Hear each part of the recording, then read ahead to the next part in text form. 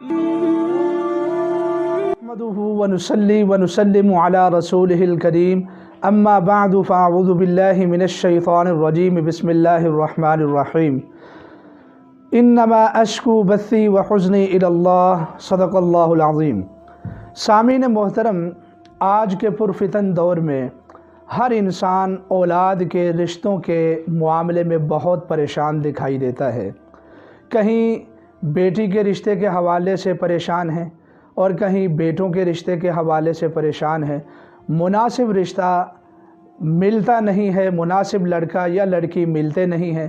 تو آج آپ کی خدمت میں ایسا مجرب اور نایاب اور انتہائی بہترین اور بے مثل عمل پیش خدمت ہے کہ جس کے کرنے کے بعد ہو ہی نہیں سکتا کہ رشتہ مناسب کسی جگہ پر طے نہ ہو جائے، بلکہ یوں کہیں کہ آج سے پہلے اگر ہم نے 100 لوگوں کو یہ عمل کروایا ہے تو اللہ رب العزت نے 100 لوگوں کے لیے ہی کرم فرمایا ہے۔ عمل 40 دن کا ہے، 15 سے 20 دن کا صرف ابھی عمل ہوتا ہے، کہیں نہ کہیں سے اللہ تعالیٰ رشتے کا انتظام فرما دیتے ہیں۔ تو آپ بھی اس عمل کو نوٹ فرمائیں۔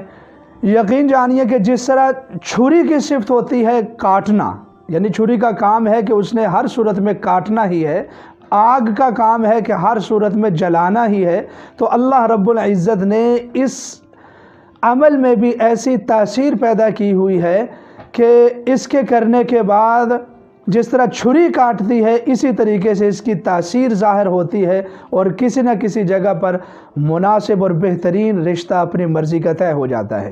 تو عمل کو آپ نوٹ فرما لیجئے۔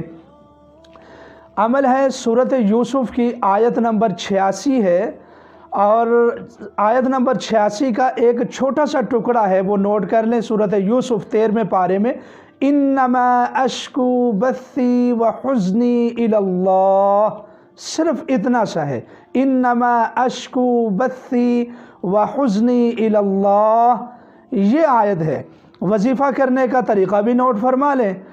عشاء کی نماز پڑھیں اور وتر ابھی ادا نہ کریں، اپنے مصلی کے اوپر ہی بیٹھ جائیں اور سنتیں اور نوافل ادا کرنے کے بعد اپنے مصلی پر بیٹھ کر آپ پہلے اس عمل کو کریں، اور عمل کرنے کے بعد عمل کرنے کا طریقہ یہ ہے کہ آپ اول آخر 11 مرتبہ درود پاک پڑھیں اور بیچ میں یہ آیت 313 بار پڑھیں۔